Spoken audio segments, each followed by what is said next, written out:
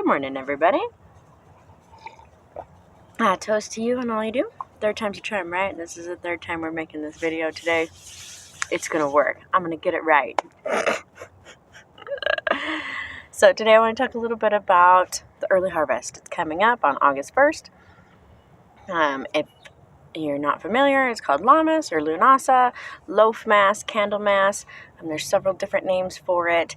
It is a harvest holiday, so it's one of those holidays that carried over into other religions and into many traditions, and pretty much all over the world they celebrate a harvest. And because we worked really hard for all of this food, and so we want to honor that. So to begin, I'll go over this little download. It's a Book of Shadows download. You can get them from thepeacockpages.com. And they're super easy. So it's got like the energy and the magic and all of the animals and different things, colors, stuff like that. So the early harvest is when wheat and grain and those, vining fruits and tree fruits and all of these things are coming into harvest. So it's like the first fruits of our labor, literally. We're getting grapes, we're getting, tree fruit, peaches, and we're waiting this weekend when we go to the farmer's market. There will be peaches. There will be. We're getting like tangerines and cherries, which are great. Don't get me wrong. I love the fresh fruit. But we've been waiting for those peaches. So this is a time to honor that. And so in the cycle of the divine, the goddess is full. She is big-bellied, almost ready to give birth. She's getting there. And then the god is getting old and he's aging. And some traditions he dies at this holiday. And others he waits either till the harvest, till the equinox, or till the last harvest. But it just kind of depends. Again, it depends on where you are on the equator, what your latitude is. Yeah, ladder, because it goes up and down. What your latitude is. And that kind of depends on when your deities kind of sacrificed themselves or were sacrificed, whatnot, that kind of situation. So just depending on the path that you follow, if it's very far north, you're going to see more of the deities at this time dying and sacrificing themselves to give themselves up for the earth so that we can prosper and we can have food and we can have the things that we need. I don't know if you can hear my neighbor vacuuming. I came out front because the daycare is already out back. Not in my backyard, but the neighbor's backyard. And so there are kids running around. And because they play with my kids, they talk to me through the fence. So it's like, well, go in the front. Now my neighbor across the street is vacuuming. Whatever. Hopefully it's not too big a noise burden for you guys. Anyways, chances are you can't even hear it. Probably, that's loud. Anyways. So this is a time when your reserves from last year will be running low. And we've talked about this before, like on the summer solstice and stuff like that. When we got those strawberries and we got those other first fruits of our labor, it would have been so exciting. You'd have been so excited. You'd have been like, oh my goodness, this is the best thing ever. It's just like waiting for those peaches right now. That first peach of the year it's making my mouth water just thinking about it. But it's just going to taste so good because you've waited so long. Because we eat a lot of vegetables out of my garden. We had peas like 2 or 3 times a week because I have peas. Just peas grow. They grow early. Zucchini's coming in, so now we're getting zucchini. Now I have green beans, so I have a lot of green beans. And it's just like you have this food. It's so good. And I was thinking while I was at the store, the more we eat out of the garden, the more we're going to have that. Like the kids are going to associate June with peas and July with green beans and August with tomatoes. And so that's going to be their thing. Like they're going to wait. Oh, it's time for peas. It's June. But it would have been the same thing with your ancestors. They would have gotten to this point of the year where they knew what fruits were fresh or vegetables were ready. And they would have been out picking them. Just like my kids do, out there eating the peas straight out of the garden. Like, oh, they don't even make it in the house for the first couple rounds. Like it's not until early July where I have like a whole bowl I can have for dinner. But all throughout June, they're just eating peas straight off the vine. And it's really exciting for them. And when I see that in my children, I am reminded of our ancestors. I am reminded of those who came before us, and that would have been a thing. Like, you would have gone out as a little kid, you're like, oh, the peas are ready, and you would have snuck out in the morning, and you'd have eaten the pea, and you'd have been like, I got the first pea, and it would have been so exciting. My oldest daughter loves tomatoes. We're growing yellow cherry tomatoes, and so she's out there every morning meticulously looking. That one's not ready yet. That one's almost ready. This one's ready. I got the 4th tomato out of my garden, which is just funny. But it's delicious. Fresh tomato. Oh, there's nothing like it. So I highly encourage you, if you're not growing a garden this year, grow one next year. If you don't have a house and you can only do patio or a little pot, there's so much stuff that you can grow in just a window. Even tomatoes will grow inside in your window. And it's so rewarding, and it really does help you connect with the energy of the earth because you're doing that. You're literally touching, growing, and being a part of it. It's, just a really rewarding thing. And this is what we're honoring at this time. This is what our ancestors would have been dancing and cheering for. They would have been like, huzzah, we have all this food and it's time to have a huge feast. So this would have been one of their first huge feasts. You would have had grain again. If you think about it, we're really lucky we have bread at the grocery store all year long. But if grain is harvested in August and September, and then it sits and it does its thing and it'll stay for so long, but between mice and birds and people and mold and life and rain and drought and all of those different things, the chances of the grain that you harvested from one year lasting all the way till the next harvest were not very likely. You would have had to have so many people helping and your whole community, and it would have just been a big focus. And so you would have run out of grain at some point throughout the summertime. You wouldn't have any bread. I mean, can you think about what you would have been left to? You had carrots, foraging for lettuce. It would have been a lot of foraging throughout summertime. So when these first grains came to harvest and you were able to pull the grains and make that first loaf of bread, it would have been like magic, like those first peas or like that first tomato or whatever it is. But it would have been amazing. You would have been so excited. And so that's the energy that we're tapping into when we tap into this energy of this time of the year, is that excitement, that, reward for the work that we've done. So if you're not out gardening, that's okay. Look at what else that you've done throughout the year. Look at the ways that you've helped your community. Look at the things that you've done to learn and grow and take stock in that and honor yourself and celebrate those rewards. We've all learned a lot over the last couple of years, a lot about ourselves, about the people around us, about our community, about everything. And so now let's take stock in that. Let's this is what I have learned. Here I am. And now we're going to do this. We're preparing. We're preparing, again, always preparing for what's next, I guess, in this crazy cycle. Think about the cycle of a year like a circle, and you come back to it, and you come back to it, and you come back to it. But really, it's like a spiral. You just keep spiraling slowly and slowly up. Even though you're going through the same thing over and over again in the same cycles, you're slowly moving up in that, like a spring. You just keep going up. And so that's what we're doing. We just keep spiraling up until we reach some point. Mastery. Grand enlightenment. To where you've experienced everything that you can experience in this life and the next and then everything else, so that we can move on to the next and we can continue to spiral up.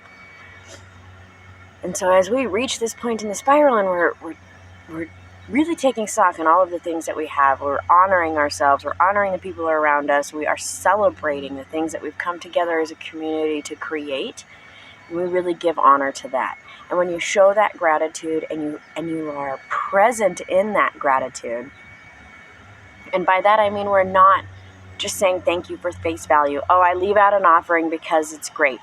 I was watching this root worker yesterday, and she was talking about how as she went through her house in the morning and she has her coffee, she then takes a tray of coffee to all of her spirit guides throughout her house, and she shows that gratitude every day. And it's not like she says, I'm not giving a statue coffee. I'm giving my guide. These are my ancestors. These are my people. These are my crew.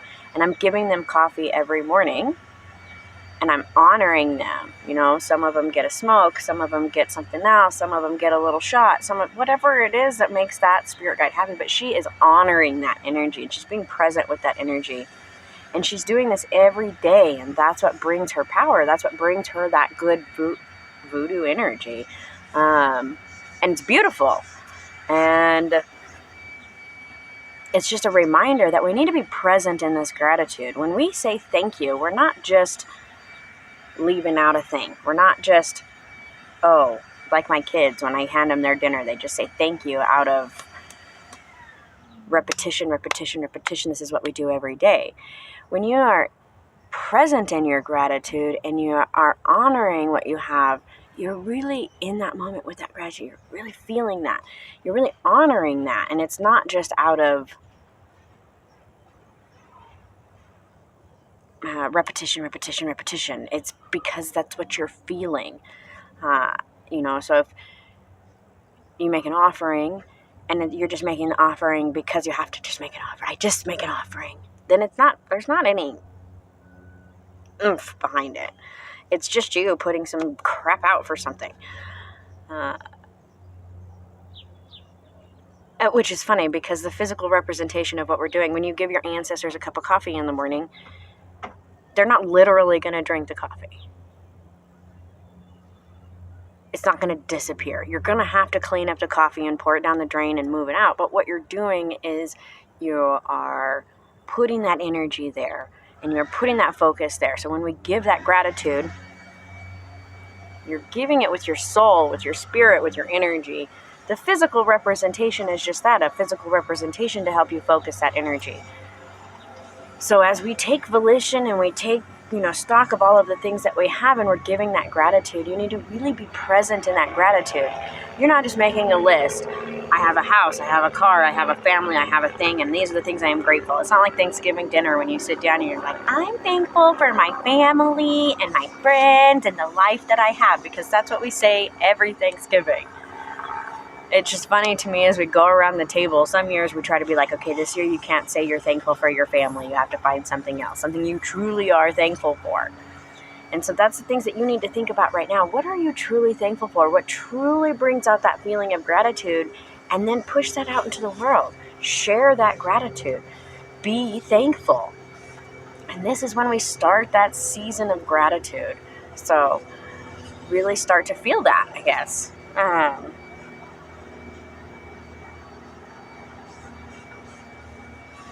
I was a way different tangent. That does not say anything on my piece of paper about any of that gratitude, but it was just one of those things. My spirit guides are really jamming at me today.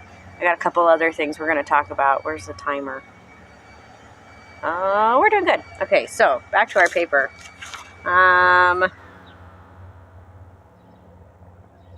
we talked about running low on food. So the energy is shifting now. So we have this growing manifesting energy to this manifesting and reaping energy. We are harvesting that manifested energy. So I think that's one of the things that sometimes we forget to talk about when we're talking about spell work and magic, and we're like, we're going to do this magic. And so we focus our intent, we create our magic, we do our magic. And as it's manifesting, then what do?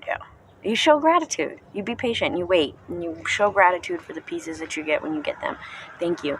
Thank you for bringing me prosperity. Thank you for doing these things for me. Thank you for helping my magic come into volition. And so it's that manifestation to realization to gratitude. And that's the shift that we're having right now. So we've been manifesting. And now, bam, what did you manifest? And show that. Honor that, accept that, see that, realize that. And so that's the shift of the energy that we're having, that from focusing on manifesting to realizing what we manifested and bringing that into our lives and really owning that and doing that, whatever it may be. It could have been positive. Maybe you got a new job, you started a new thing, you're doing all of these great things, or maybe it's not. Maybe you manifested some negativity in your life. You got to own that. And you have to see that. And sometimes we forget to see that. And sometimes we want to say, they did that and they did this. They made me. If those words are coming out of your mouth, you are not taking responsibility and manifesting your own reality. So anytime your brain says, they made me feel this way, they made me do that, you're missing the shift that we're having right now. You are manifesting. You need to realize what you manifested. You need to own that.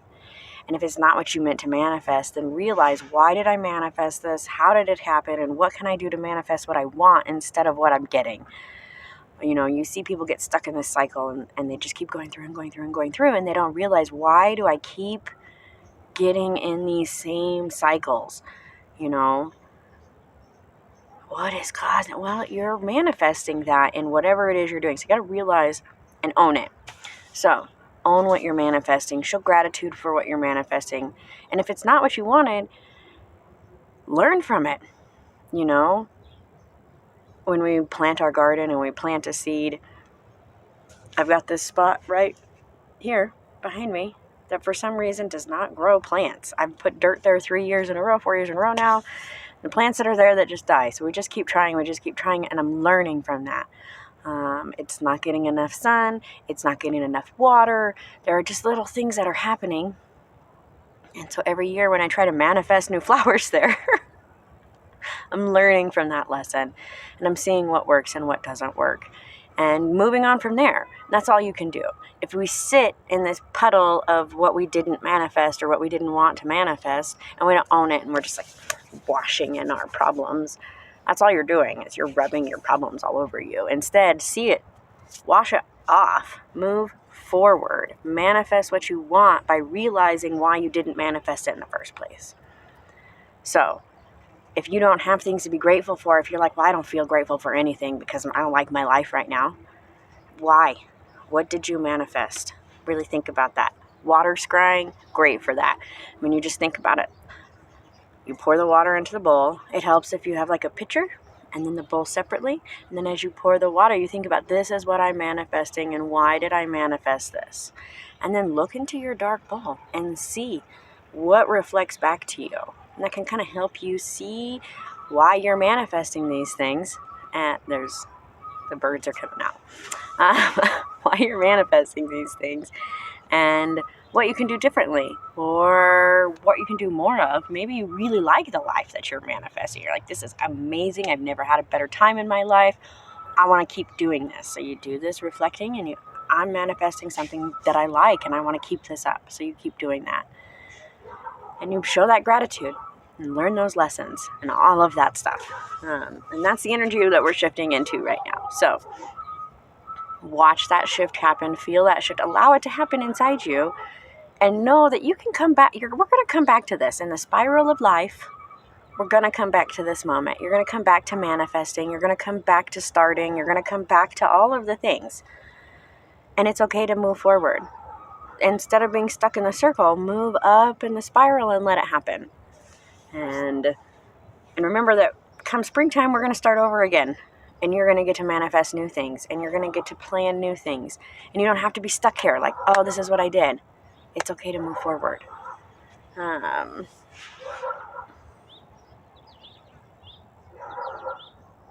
Okay. So also in this transition and in this harvest, and just to mention this with the energy that's going on right now, you know, like in the springtime, we feel the buzz of the bees and and it makes you want to go. At this time, similar kind of energy, except for this is more of a frantic energy almost. And as we get closer to the last harvest, it's going to get more busy. And I just feel like this is going on in the background all the time. I told my sister the other day, I said, I need to find more time in the day. She looked at me like I was crazy. She says, Tara, you get up at 6 a.m, you work all day, you fall asleep literally on the couch because you're so tired at the end of the day. Like, you're so busy.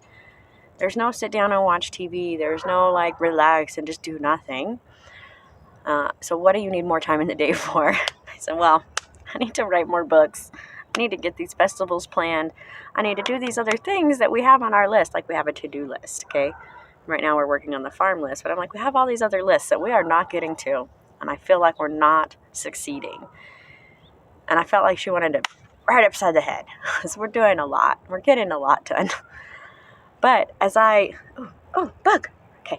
As I pour my pitcher into my bowl and I really reflect on that, I have to remind myself that we only have so much. We're going to spiral around. And it's okay. The things that I didn't get done on those lists in this spiral, there is the next spiral. And sometimes, the gods and the spirits and everything, that you're not ready. So they tell you to wait. They're like, no, you have other things to focus. This is what you need to do. And sometimes you just have to accept that. And so, really reflect on this busy energy and how it's going to make you feel like you're not doing enough. But that's okay, because you are. And you have to think about it from the squirrel's perspective, okay? Wintertime is coming soon. Actually, I saw the saddest thing. Sorry, I don't mean to laugh. What's funny is that my husband got to work last week, and his boss's wife, well, she's one of the bosses. She says, there's a baby squirrel outside. I'm going to call your wife to come help me deal with it. My husband says, do not call my wife. Leave her out of this. She does not need to come save your squirrel. Sorry, that was funny. That's the funny part, okay? Not that there was a baby squirrel, but that, my husband was like, please don't call my wife over here. She's going to have to save the squirrel, and then it's going to be a thing. And please stop, okay? So, but here's the thing. The squirrel didn't fall out of the nest. If you're familiar with squirrels, they don't build like bird nests. So the baby squirrel, it's called culling. It's a natural part of nature. It's a natural cycle of life. This mother squirrel has other babies in her nest. And she took a look and said, I only have enough food to feed this many babies and myself. I only have enough resources to do this. It's better now to let this baby die than it is to have us all suffer throughout wintertime. Now, I know. That's a really hard thought as humans, especially in our Western society, where we would always save the baby first. If you're in China or in some of other cultures, it would be different. You would save the mom first because the mom can have other babies. It just depends on how you look at things. But anyways, from a squirrel's perspective, this is about real survival. This is back to those primal parts of the brain. They're like, how am I going to survive, and how am I going to survive with as many children as possible? Well, if I get rid of one now, then I will have enough food. We will be able to survive through winter. And so that's what's going to happen. And there's a 90% chance that baby was, because my husband says he could see teeth marks on its head. So chances are that mom let the baby go and to something else. Now that's really sad thought to think of. And it's really hard to it hurt my feelings. I want to save the baby squirrel. That's why she was going to call me. My husband, on the other hand, who is a realist, is like, no. Now, he did call the Department of Wildlife, and he called Parks and Recreations, and he called Animal Control, and all three of them said the same thing. They said this is just a natural part of this time of year. Mother squirrels do this all the time. The best thing is to move it away so that it can die in peace and not get eaten by a dog. Maybe it should be eaten by the dog. Maybe, whatever. That made me feel a little bit better about the death of the baby squirrel. Because then at least it's part of the circle of life and all that stuff. But maybe not. Who knows? I don't know. It was sad. But at the same time, it brings us back to this point that I'm talking about. This is a time when we are taking stock of what we have. Now, on a natural, nature side of that, where we don't have our modern everything, that's the reality. Okay, Hansel and Gretel, that story started because parents really did send their children off in the woods because they didn't have any food. They said, children, go look for food in the woods. And if you don't come back, I'll only be kind of surprised. That was a real thing, okay? When there's not enough food to eat, this is what happens. And so as the animals all around you are starting to feel this, the birds are like, I need to migrate, I need to prepare. The animals that are hibernating are like, I need to fatten up and be ready. The squirrels are like, I need to store more food. So everybody is starting to panic about their survival, of their longevity. And that energy can be overwhelming to us. That energy can be felt all over. The plants are doing the same thing even. They're like, send all the energy out to making fruit so that we can make seeds, so that we can continue to thrive as like a species, a plant. The trees are going to start to change their colors and suck all that energy back in and really start to focus on that. And so as we feel that energy, some people label it as part of seasonal depression and mania. And so you'll feel really anxious right now. You'll find it trouble sleeping. Like you feel like you're not doing enough. Those voices that are like, you're not moving fast enough. You're not, and that's coming from the earth. So when you start to feel that, that's when you take a moment to really feel your gratitude, to really honor that which you are doing, to say, no, I work really hard every day. If I don't have time for it today, the next day or the next day or the next day, when I have time for it, I will get to it. But I'm not getting to it because I'm not focusing on it, or I'm not trying hard enough, or I'm not working hard enough. You're not getting to it because you don't have time. Like literally, there's just not enough time in this moment. So understand that energy is buzzing all around you, and don't let it consume you to where you feel that panic and anxiety rising all the time for no reason. Take a deep breath, take stock of what you have, know that is a present energy all around you. From the birds and the bees to the trees and the grass, everybody is feeling that, and that's okay. Just and have gratitude for what you do have. So, let's see. Seeds. Magically, another thing that happens at this time is seed collecting. So, for the plants that are already going to seed, like I'm about to collect seeds for my wild sunflowers. I don't think that's what they're called. Maybe daisies. It's like a mix between a daisy and a sunflower. They grow really tall, but they're about the size of a daisy. Anyways, so I'm about to go collect seeds from those and other flowers and just kind of different things. And those kind of seeds, the seeds that you collect at this time, can be blessed and set away, set in blessing pouches, or however you store your seeds. I store mine in brown paper bags, and I write on them. And as I do, say thank you. It doesn't have to be this. Not everything has to be an elaborate, we only do this on certain full moons with the white-handled knife and this and that. Some things do, but others don't. And when we're blessing our seeds that we've collected, and this is work, both magically and not magically. And so that not magic aspect of it is reality. And so when we're doing that kind of magic, sometimes just being in the mundane reality of it, like I put the seed in the bag, I write what's on the bag, I bless the bag, thank you for everything, please bring me prosperous garden next year, and I set it aside, and I do the next one, and we go through that, and it just becomes this repetitive energy, but that builds on that. And then when I put them all into their special place and I shut the box to keep them dark and cool and dry, this is your safe place, I bless you and I thank you for all that you've done for me. Maybe leave out an offering. But this is when we start doing that. And so that's something that's magic you're going to come back to. So I'll collect sunflower seeds, and then I'll collect different seeds, and then I'll collect dill seeds, and then I'll collect whatever, and we just go through. I've got lettuce,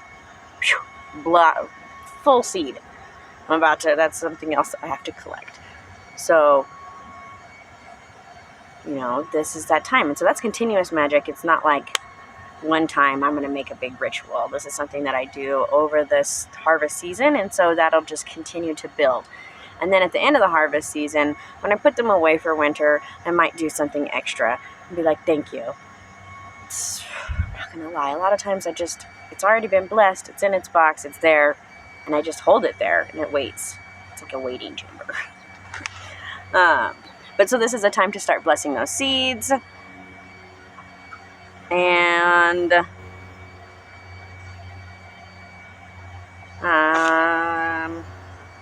so we talk about the corn dolly on the other harvest. Some cultures do their corn dollies now. Other do what's called a wicker man. So in Scotland, the wicker man is humongous. Think Burning Man humongous. But on a smaller basis, you can make your own wicker man. Normally, it's just made out of twigs and sticks. And you make a little man. Now, this wicker man, You tell all your problems to. You whisper them in his ear. And you spread it around the circle, and everybody gets a chance to tell the wicker man all of the bad things that they've done, or all of the bad things that they know of, or all of the things that they want to get rid of, all of the burdens that you have, you give to the wicker man. And you say, here, thank you for taking my burdens, and thank you for helping me. He's the beast of burden. And so as you whisper into him and say, these are my burdens, and everybody has their turn, then you put them into the fire, or you start the big one on fire, however your tradition carries out for you. And as I go, it releases those burdens into the world so that you may receive the help that you need in order to deal with those burdens. And so, unlike the corn dolly, where you make her and she stays in your house to bless you all year long, the wicker man, he comes to sacrifice himself for you. So that is a great way to, after this is what I've manifested. What burdens did I manifest with all of that? We'll put those burdens onto your wicker man and have him help you manifest something different next year, because you're releasing those things into the world so that you can attract the assistance and the gratitude and the positivity that you need. Bad habits too. So if you want to quit smoking, or you want to quit yelling, or whatever it is, you can whisper your bad habits to him too. So again, this is just a time of that transitioning from manifesting to gratitude, from seeing what we have to seeing what we don't have, and don't want or don't need, or what we need, and all of those kind of things, and really taking reverence in that and honoring that. And so it took a little bit longer. I think we'll make another video to bring up the rest of this. If you want to know, you can see the plants. I don't know if you can read that. Does it show it backwards? Let me know. Anyways, but, the bull and the calf, the chicken, the rooster, these are things that we honor at this time. It's going to be the male animals that were actually sacrificed. So it would have been, you honored the bull now, so that when our next harvest came, or the one after that, depending on where you are culturally, sometimes it was the equinox and sometimes it was the last harvest. But by the last harvest, the roosters, the bulls, the male animals that aren't going to give us milk and aren't going to help us through winter would have been sacrificed and eaten and made into jerky, or frozen, or, however they were processed by your ancestors, so that meat could have been saved. But just like the squirrel that lets the baby out, you wouldn't have kept all of the animals through wintertime, because you have to feed them, you have to take care of them, and that's one more mouth to feed. And you only have this much grain to last you until next August, when you have more grain. So you had to sit down and really take stock. Okay, I have this many family members and this many animals and this much food, and how are we going to survive? Well, we're going to let go of some cows. So which cows make best babies? Which ones are the youngest? Which ones haven't had too many? That kind of thing was all taken into consideration. And those animals that you were going to sacrifice soon, this would be when you would honor them. You would fatten them up. You would love on them. You would show your gratitude.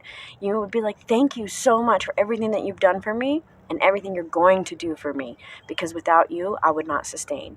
And that's how we have to look at that. And so those are the things that we're honoring at this time. And